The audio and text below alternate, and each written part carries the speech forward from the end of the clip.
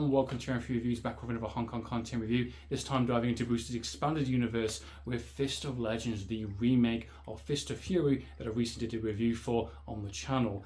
This is a very interesting take. This is definitely a preferred take. I'm going to say it's straight off the bat right now, very controversial. This one starring Jet Li, of course, just absolutely dynamo, fantastic, just nails the character, nails his interpretation of this world and this different type of story. It's a reimagining of the original movie, of course, very different take, much more modern, of course, released in 1994, directed by Gordon Chan, who's done The Medallion, who's done Thunderball, some of the Jackie Chan films, some of the Stephen Chow films, some comedies, and many other kind of great titles behind his belt. Not to mention you have the legendary Yuen Woo-ping behind the Matrix movies, Tiger Cage, some of the In-Line Duty movies, doing the martial arts, stunt coordinator, action set moments behind Jet Li, and some of the all action set moments that happen within the film.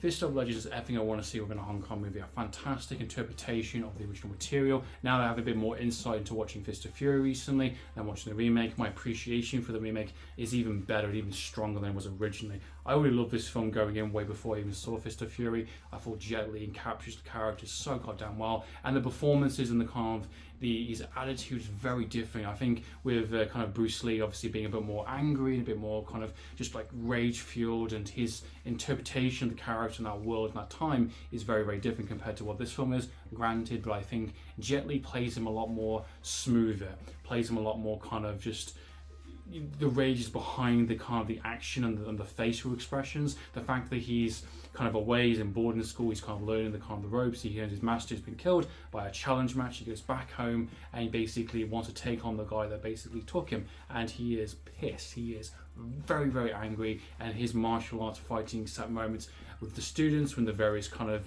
bad guys that happen within the film, adds his own flavour onto it. The fact that he is just so calm and smooth, but his rage is behind his eyes. He's not crazy or not kind of just so angry he's kind of fisting his kind of hands all the time. He's just calculating. He is just listening to you.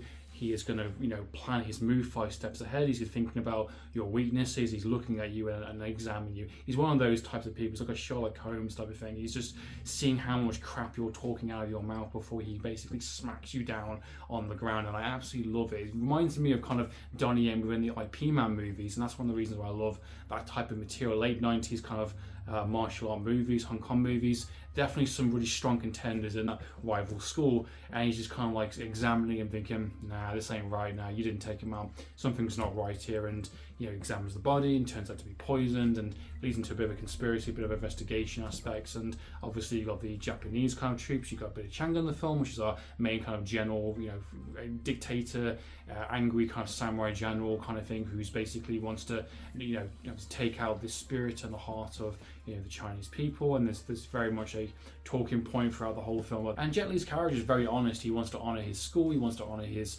fellow kind of students, his kind of fellow pupils, and he is a natural born leader, he's a natural master. And obviously there's a bit of tension between some of the other characters in there in terms of the way he acts, the way he interacts, and he has a love interest from Japan who he basically falls in love with, and that's an interesting aspect as well, and to know how that plays out. And he just wants to defend his master's honor, he wants to defend his kind of school's honor and his teachings, and he's very much mastered his sense of fighting technique and the idea of channeling all the power within your fist, and being fast, very much like the Bruce Lee did within his movie kind of thing. It's very much in a channel, it very much definitely takes a lot from the IP Man movies and Tai Chi Master, and some of those ideas of harnessing power within your fist, within your arms, and blocking and that type of thing. And I love the fact of this kind of honor and respect kind of nature, which is fantastic. I love the desert scene as well, when he's kind of getting dust in his eyes, and it's not a fair fight. He's like, no, I don't like this. Okay, I'm gonna put a blindfold on.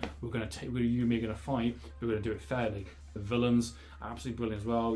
Billy Chung, who's from the Robotrix, definitely plays up his very angry kind of general Japanese kind of guy, and leads to that sweet fucking third act finale fight sequence, which is just incredible to watch, and just to see all those little pieces kind of fall together. I absolutely would say the Blu-ray edition needs a 2K 4K transfer. This is a really old upscale kind of DVD to Blu-ray. It's not terrible, it's definitely watchable. Subtitles are good, the extras material is really substantial as well. I definitely think he needs a 5-star treatment. 88 films, Arrow, someone please give this the film, the treatment it needs. It needs a brand new scan for sure. I definitely think this is a much superior film compared to the original, but that's just down to my personal taste and the way the film kind of goes. I think there's a lot more memorable moments in this one. If you've been following the channel for a while, you know my videos, you know what I like to see within Hong Kong movies. The idea of having character first, having that emotion, having that kind of connection, leads into great action moments, leads into great extraordinary kick-ass kind of, you know, sequences that just really ties it all nicely together. It makes it memorable, makes it exciting to watch, makes me want to watch it all over again. So that's been my thoughts and opinions on Fist of Legends, the remake, or Fist of Fury. What are your thoughts and opinions, guys? Please comment down below. Do you prefer the original? Do you prefer the remake? What are your thoughts and opinions on the performances? Do you think Bruce Lee did it better? Do you think Jet Li did it better? I'd love to know your thoughts and opinions, guys. Please comment down below. And hopefully down the line, we get a nice, sweet 88 film edition release, brand new 2K scan. Absolutely love to see that, guys. Hopefully that'll happen sometime down the line. But in the meantime, guys, I'm for reviews.